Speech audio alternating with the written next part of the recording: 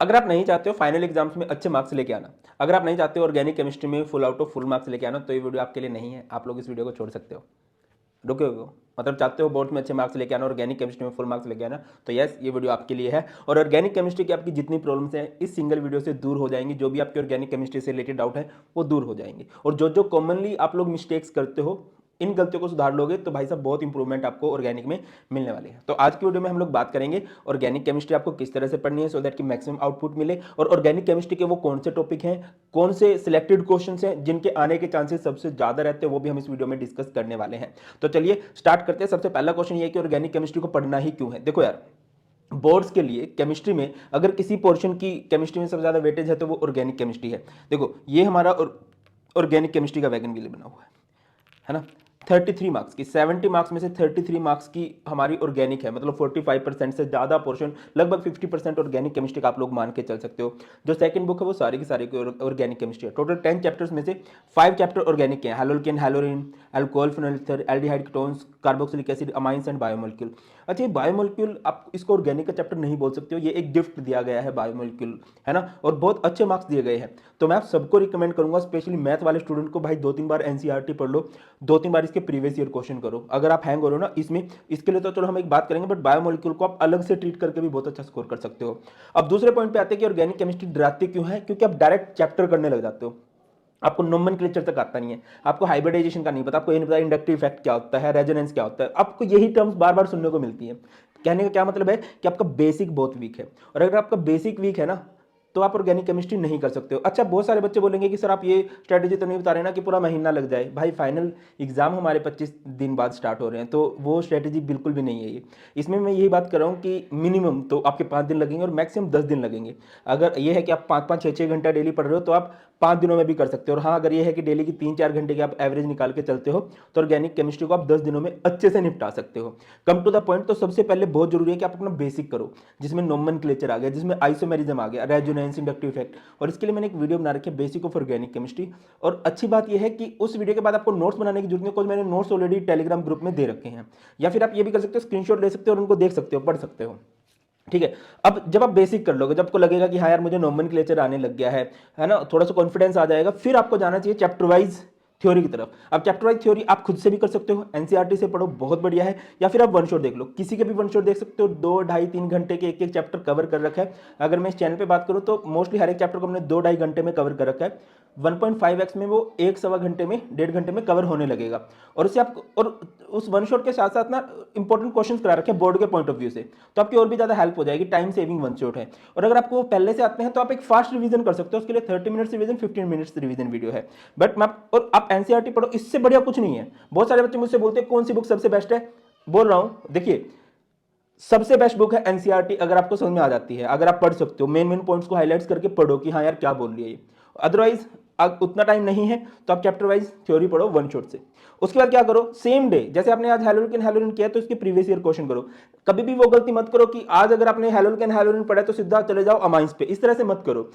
हेलोरिन हेलोरिन पढ़ा, उसके बाद नेक्स्ट चैप्टर आपका अल्कोहल फिनोल ईथर ही होना चाहिए। अल्कोहल फिनोल ईथर के बाद नेक्स्ट चैप्टर आपका एल्डिहाइड कीटोन से होना चाहिए। उसके बाद आपका अमाइन से होना चाहिए। वो बुक बनाने वाले पागल नहीं है, उन्होंने सीरियल में दे रखे हैं, तो आपको सीरियल वाइज ही पढ़ना है। और कोशिश करनी है हर एक चैप्टर के प्रीवियस ईयर क्वेश्चन साथ साथ सेम डे करो। ठीक है। यहां से आपको ये मान के चलो यार 40-50% अगर चैप्टर समझ में आ जाएगा तो 30-40% आपको यहां से भी ये चैप्टर समझ में आने लगेगा प्रीवियस ईयर क्वेश्चन से। ठीक है, कि किस तरह के क्वेश्चन बनते हैं और किस तरह से आपने इसका आंसर करना है। और मैंने एक नई सीरीज स्टार्ट की है, प्रीवियस ईयर एमसीक्यू। इसमें क्या है कि देखो आपको एमसीक्यू डरा सकते हैं, नए तरह के एमसीक्यू बनने लगे हैं, रीजन असर्शन बनने लगे, अलग अलग तरह कंसेप्ट यूज होने लगे हैं, तो उनको भी आप करो, खुद से भी कर सकते हो, कोई भी बुक है उससे निपटाओ। अच्छा शॉर्ट नोट्स आपको दे रखे हैं। अब देखो ऑर्गेनिक केमिस्ट्री की अगर पूरी बुक पढ़ने जाओगे तो अभी तो वो टाइम बचा नहीं है, तो शॉर्ट नोट्स हैं, बिल्कुल क्रिस्प नोट्स हैं। हर एक चैप्टर को लगभग 2 से 3 पेज में मैंने कवर कर रखा है, और उसमें हर एक चीज इंपॉर्टेंट कवर कर रखी है जो बोर्ड के पॉइंट ऑफ व्यू से इंपॉर्टेंट है। अच्छा ये वीडियो सिर्फ और सिर्फ बोर्ड्स के लिए और हर एक बोर्ड्स के लिए है। ठीक है, ये नहीं है कि मैं तो सर जेई का स्टूडेंट हूँ इसको कर सकता हूँ क्या, नहीं, सिर्फ बोर्ड्स के लिए मैं बता रहा हूँ कि हाँ उन 2-3 पेज के जो नोट्स हैं उससे बोर्ड्स बहुत अच्छे से हो जाएंगे आपके। अच्छा जब भी आप पढ़ो कम से कम ये कोशिश करो कि एनसीईआरटी के जो इंटेक्स्ट क्वेश्चन है, जो सोल्व क्वेश्चन है, वो सारे लगे हुए हैं। Previous year question A to Z सारे करने हैं, 1-1.25 घंटे में हर एक चैप्टर के हो जाएंगे। प्रीवियस ईयर क्वेश्चन 30-35 ही होते हैं पिछले 10 सालों में, बाकी तो सेम ही रिपीट हो रहे होते हैं, सेम ही कंसेप्ट रिपीट कर रहे होते हैं। ठीक है। और एक शॉर्ट क्वेश्चन की सीरीज में सोच रहा हूँ मैं प्रॉमिस नहीं करता, बट चांसेस इसके बहुत ज़्यादा है कि हाँ शॉर्ट क्वेश्चन की हर एक चैप्टर से 30-35 क्वेश्चन मैं सेलेक्ट करूंगा प्रीवियस ईयर में से, बट आप ये जरूर देखना। अब आगे आ जाओ, अब जो इसमें शॉर्ट नोट्स बोल रहा हूँ, चीट नोट्स की बात करेंगे, जितने भी नोट्स हैं बेटा वो आपको टेलीग्राम चैनल से मिल जाएंगे, जो कि भारत पंचाल सर के नाम से है, टोटली फ्री ऑफ कॉस्ट। इस चैनल पे सारी सीरीज ऑलरेडी कंप्लीट है, तो अभी आगे जो सीरीज आएंगी वो क्रिस्प सीरीज आएंगी, जैसे प्रीवियस ईयर एमसीक्यू की सीरीज आ गई, शॉर्ट क्वेश्चन की सीरीज आ गई, इस तरह से आएंगी। अगर आपको डिटेल्ड देखना है तो हमारा जेई नीट के लिए चैनल है धैर्य अकेडमी के नाम से, जिसका लिंक डिस्क्रिप्शन में है, उसको भी हर एक बच्चा जरूर सब्सक्राइब कर ले, रिक्वेस्ट कर रहा हूँ, फ्री है, ठीक है, फायदा होगा, मतलब मैं पूरी कोशिश करता हूँ वैल्यू एडिशन की। आगे बढ़ते हैं, जब आप चैप्टर वाइज पढ़ोगे, हर एक चैप्टर पढ़ना है, पहले हर एक चैप्टर का वन शॉट करो, डरो मत, तुम्हें नहीं आता बात खत्म करो। भाई मैं सच बोल रहा हूँ, अगर आप one shot previous year question कर लोगे ना, 10-15 नंबर आपके कहीं नहीं गए, आप कोई क्वेश्चन मत ट्राई करो, बस उनको अच्छे से देख लो, ठीक है। अब आ जाओ, आपको कंसेप्ट वाइज जाना है। अब आप कंसेप्ट वाइज खुद से क्या कर सकते हो कि पूरी केमिस्ट्री में देखो नेम रिएक्शन कहाँ कहाँ है, जैसे फिंकरस्टेन है, स्वार्ट्स है, वुड्स है, फिटिक है, डोज प्रोसेस है, क्यूमिन प्रोसेस है, वो सारे लिख लो। हद से ज्यादा आपके 3 से 4 पेज लगेंगे। अगर आपके पास टाइम नहीं है तो मैंने ऑर्गेनिक केमिस्ट्री के आपको चीट नोट्स दे रखे हैं, और अभी नए नोट्स में बना रहा हूँ, उनका मैंने नाम रखा है प्रीमियम चीट नोट्स। प्रीमियम क्यों? क्योंकि देखो वो जो पहले वाले चीट नोट्स है ना, वो दी बेस्ट है, सब कुछ है, सब कुछ कंसेप्ट वाइज है। अब मैं प्रीमियम क्यों बोल रहा हूँ, क्योंकि वो मैंने 2 साल पहले बनाए थे, ये 2 साल बाद बना रहा हूँ। अब मुझे थोड़ा बहुत आईपैड चलाना आ गया, वो बिल्कुल स्टार्टिंग की बात है, बट यस उसमें बहुत वैल्यू एडिशन किया गया है। आगे आ जाओ, नेम रिएक्शन सारी पढ़ो, ठीक है, नेम रिएक्शन से बहुत हेल्प होगी। अब एनसीईआरटी में हर एक चैप्टर की जो भी रिएक्शन है, जैसे मेथड ऑफ प्रिपरेशन ऑफ हैलोल्केन्स, वो सारी देख लोगे बेटा, आपको वो पहले से आता है वन शॉट से, एक बार दोबारा देखोगे। रिपीटेड रिवीजन जो होती है ना, एक मैं कई बार एक टर्म यूज करता हूं आप लोगों के लिए कि आप लोगों को लेयर वाइज रिवीजन करनी है। आप लोगों ने पहले क्या देख लिया, वन शॉट देख लिया, फिर आप लोगों ने क्या कर लिया भैया, फिर आप लोगों ने प्रीवियस ईयर क्वेश्चन लगा लिए, फिर आप लोगों ने एनसीईआरटी क्वेश्चन लगा लिए, तो कई लेयर हो चुकी है, अब आप कंसेप्ट वाइज जा रहे हो, ठीक है। या फिर ये सारे का सारा आपको शॉर्ट नोट्स में मिल ही जाएगा, चीट नोट्स में मिल जाएगा, जो भी टॉपिक में बोल रहा हूँ, एनसीईआरटी की रिएक्शन नए वाले नोट्स में मिलेगा। ऑर्गेनिक के रिएजेंट्स से आपको पता होना चाहिए कि अगर कहीं पर ब्रोमीन वाटर यूज किया गया तो वहां पर ब्रोमीन 3 जगह पर लगेगा। अगर आपको HNO3 दिया गया है H2SO4 के साथ, तो अगर कोई एक्टिवेटिंग ग्रुप है तो वो 3 जगह पॉसिबल है लगना उसका, ठीक है। मतलब कोई भी भाई, अगर कहीं पर पेरोक्साइड आ गया तो यहाँ पर एंटी मार्कोनिको फ्लू लग सकता है, ठीक है। अगर AgCN है तो N की तरफ से लिंकिंग होगी, अगर KCN है तो C की तरफ से लिंकिंग होगी, एक्वस KOH है तो न्यूक्लियोफिलिक सब्स्टिट्यूशन होगी, अल्कोहलिक KOH है तो एलिमिनेशन होगी। इससे आपको क्या फायदा होगा, इससे बेटा जी आप लोग ऑर्गेनिक कन्वर्जन कर पाओगे, इससे आप लोग कंप्लीट द रिएक्शन ABC वाले सारे क्वेश्चन कर पाओगे, जो तुम इससे डरते हो ना सबसे ज्यादा, ये तुम्हारी इससे बहुत हेल्प हो जाएगी, ठीक है। उसके बाद क्या करोगे, प्रीवियस ईयर के ऑर्गेनिक कन्वर्जन, बेटा अगर आप प्रीवियस ईयर के ऑर्गेनिक कन्वर्जन देखोगे ना, हर एक चैप्टर से लगा के चलो 10-15 से क्वेश्चन होते हैं, वो भी रिपीट, ठीक है, वो भी मैं करवा दूंगा, बाकी उन नोट्स में है वो भी। इसके बाद आप जाओगे एनसीईआरटी के मैकेनिज्म, देखो बेटा हर एक रिएक्शन का मैकेनिज्म करने का टाइम हमारे पास नहीं है, 5-6 मैकेनिज्म है जो बोर्ड्स के लिए इंपॉर्टेंट है, न्यूक्लियोफिलिक सब्स्टिट्यूशन वाला, हाइड्रेशन डिहाइड्रेशन वाले, और एक वो एस्ट्रिफिकेशन वाला और न्यूक्लियोफिलिक एडिशन वाला, यही मैकेनिज्म है जो एनसीईआरटी में गया है, इनको आप अच्छे से कर लो। इसके बाद बढ़ो, एसिडिक बेसिक स्ट्रेंथ है ना, इससे रिलेटेड क्वेश्चन श्योरली बनता है, अमाइंस का तो जनरली बेसिक स्ट्रेंथ से बनता है, ये पढ़ लो। एसिडिक स्ट्रेंथ बढ़ती है इलेक्ट्रॉन विड्रॉइंग ग्रुप से, जो इलेक्ट्रॉन खींचने वाले होते हैं लाइक NO2। बेसिक स्ट्रेंथ बढ़ती है इलेक्ट्रॉन डोनेटिंग ग्रुप से लाइक CH3 OCH3, इस तरह से टेस्ट टू डिस्टिंग्विश कर लो। और पूरे प्रीवियस ईयर में देखो, जहां पर भी गिव रीजन आ जाए, एक्सप्लेन आ जाए, वाई आ जाए, तो 3-4-5 नंबर इस तरह के क्वेश्चन से भी बन सकते हैं। सर ये करेंगे, कितना टाइम है भाई, ये सारी की सारी चीजें ना, मैं सच बोल रहा हूँ, प्रीवियस ईयर क्वेश्चन से तुम ऑलरेडी कर चुके हो।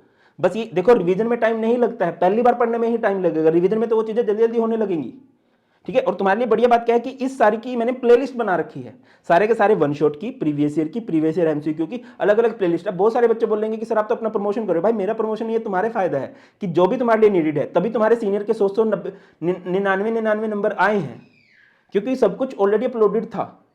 अगर तुम्हें प्रमोशन लग रहा था, मैं क्या बोलूं। अब प्रमोशन क्या होता है कि अगर आपने अभी तक बुक नहीं ली है तो बेटा जी आपके लिए फाइनल रिवीजन सोल्ड पेपर के बुक ऑलरेडी अवेलेबल है, तो आप इन बुक को ले सकते हो, बहुत अच्छी बुक है, लिंक आपको डिस्क्रिप्शन में मिल जाएगा। आगे पॉइंट पे आ जाते हैं। अब चैप्टर वाइज इंपॉर्टेंट टॉपिक कौन कौन से, हैलोल्केन हैलोन में से नोमेनक्लेचर, अगर ऑर्गेनिक में बात करते हो सबसे ज्यादा नोमेनक्लेचर के क्वेश्चन इस चैप्टर से बनते हैं। SN1 SN2 श्योरली बनेगा, कन्वर्जन अगर बनेंगे, beta elimination Saytzeff rule, Markovnikov anti Markovnikov rule से बनता है। नेम रिएक्शन इस चैप्टर में जितनी भी है सारी अच्छे से आप लोगों ने देख ली, और थोड़ी सी इंपॉर्टेंस दे देना पॉली हैलोजन कंपाउंड को, उसका भी एक आध क्वेश्चन बन जाता है। अल्कोहल फिनोल ईथर पे आ जाओ, alcohol phenol ether aldehyde ketones लगभग लिंक्ड है, तो इनको अच्छे से देख लेना। इसमें 3 मैकेनिज्म बनते हैं और तीनों में से एक मैकेनिज्म जनरली आ जाता है, hydration of alkene, dehydration of alcohol to alkene, dehydration of alcohol to ether. Name reaction होती है जैसे कोल्ब, राइमर टाइमर, विलियमसन, और एक और बात है यार, क्यूमिन प्रोसेस भी कई बार पूछी गई है, ठीक है ना, cumene process, acidic property and oxidisation वाली प्रॉपर्टी होती है कि जब आप प्राइमरी अल्कोहल की ऑक्सीडेशन करते हो तो क्या बनता है, सेकेंडरी अल्कोहल की ऑक्सीडेशन करते हो तो क्या बनता है। अच्छा, इंपॉर्टेंट एनसीईआरटी का क्वेश्चन है, प्रीवियस ईयर क्वेश्चन तो करनी है, ये एनसीईआरटी के सारे क्वेश्चन आप लोगों को लगाने हैं। इसके बाद आ जाओ एल्डिहाइड कीटोन्स, कार्बोक्सिलिक एसिड, ये ऑर्गेनिक केमिस्ट्री का सबसे लेंथी चैप्टर, आप चाहो तो इसको थोड़ा बाद में भी कर सकते हो, ठीक है। अमाइंस को इससे पहले कर सकते हो या फिर लिंकिंग करोगे तो भी कोई दिक्कत नहीं है। इसमें कुछ नेम रिएक्शन होती है, कैनिजेरो, एल्डोल, क्रॉस एल्डोल। इसके बाद अलावा रिडक्शन की बहुत सारी होती है, Stephen's reduction, Wolff Kishner reduction, Rosenmund, Clemmensen, Etard, ठीक है। कार्बोक्सिलिक एसिड की एसिडिक कैरेक्टर से रिलेटेड क्वेश्चन आते हैं और इस चैप्टर से ही जनरली आप लोग ऑब्जर्व करोगे कि टेस्ट वाले क्वेश्चन बनते हैं। टेस्ट मतलब how will you distinguish between propanol and propanone. और इस चैप्टर में जितने भी एनसीईआरटी के कन्वर्जन है ना, एनसीईआरटी में कुछ कन्वर्जन दे रखे हैं, इसी चैप्टर से एनसीईआरटी के कन्वर्जन सबसे ज्यादा बनने के चांसेस रहते हैं। एंड ABC वाले क्वेश्चन जो भी इस चैप्टर के एनसीईआरटी में मिले, और इन्हीं में से सारे मिल जाएंगे, ये जो मैंने आपको मेंशन किए ना, इन्हीं में से आपको सारे के सारे मिल जाने वाले हैं। अमाइंस ऑर्गेनिक का सबसे इजी चैप्टर है, सबसे इजी, मतलब आप इसकी एनसीईआरटी पढ़ोगे तो बहुत इजीली हो जाएगी, वन शॉट भी छोटा सा ही है। बेसिक स्ट्रेंथ ऑफ अमाइन से श्योरली क्वेश्चन बनता है। 3-4 नेम रिएक्शन है, Hofmann bromide degradation, carbyl amine reaction, और इस चैप्टर में इसमें भी टेस्ट आते हैं, ठीक है। प्राइमरी, सेकेंडरी, टर्शियरी अमाइन को डिस्टिंग्विश करने के लिए एक टेस्ट होता है, हिंसबर्ग टेस्ट जिसे बोलते हैं, ठीक है। डाइजोनियम क्लोराइड की रिएक्शन, उससे कन्वर्जन आपके हो जाएंगे। और ये आपके इंपॉर्टेंट एनसीईआरटी क्वेश्चन है। बायोमोलिक्यूल पूरा एक सेपरेट चैप्टर है, आपको ध्यान देना चाहिए, स्पेशली मैथ्स वाले को इस पर एक्स्ट्रा फोकस करना चाहिए, ठीक है। ग्लूकोज की केमिकल प्रॉपर्टी से क्वेश्चन बनते हैं, एनसीईआरटी को पढ़ लेना अच्छे से। डीनेचुरेशन ऑफ प्रोटीन बहुत ईजी सी लाइन है कि जब प्रोटीन का सेकेंडरी टर्शियरी स्ट्रक्चर डिस्ट्रॉय हो जाता है, प्राइमरी स्ट्रक्चर इंटैक्ट रहता है। फाइब्रस ग्लोबुलर का डिफरेंस, डीएनए आरएनए का डिफरेंस, डेफिशिएंसी डिसीज जो होती हैं, और ये इसके इंपॉर्टेंट एनसीईआरटी क्वेश्चन है। और बस सीरियल वाइज इस तरह से पढ़ते जाओ और नेगेटिव मत रहो। जब भी डर लगता है, देखो डर को भगाने का तरीका एक है कि पढ़ाई करो, है ना। वो जो नोट्स हैं, एक शॉर्ट नोट्स हैं और एक चीट नोट्स हैं, उनको मैक्सिमम कोशिश करो बार बार पढ़ने की, ठीक है बेटा। आप कोई भी चीज़ भूलोगे, वो देखो, हाँ यार, जब एक चीज़ को 6, 7, 8, 10 बार ही पढ़ लोगे तो कैसे भूल जाओगे आप, ठीक है। हमें कई बार लगता है कि यार मैं भूल रहा हूँ, देखो अगर एक बार करोगे तो भूल ही जाओगे, नो डाउट भूल जाओगे, बट अगर एक चीज़ 8-10 बार करोगे तो आप नहीं भूलोगे, फॉर श्योर नहीं भूलोगे। मैं आपसे रिक्वेस्ट कर रहा हूँ कि कोशिश करो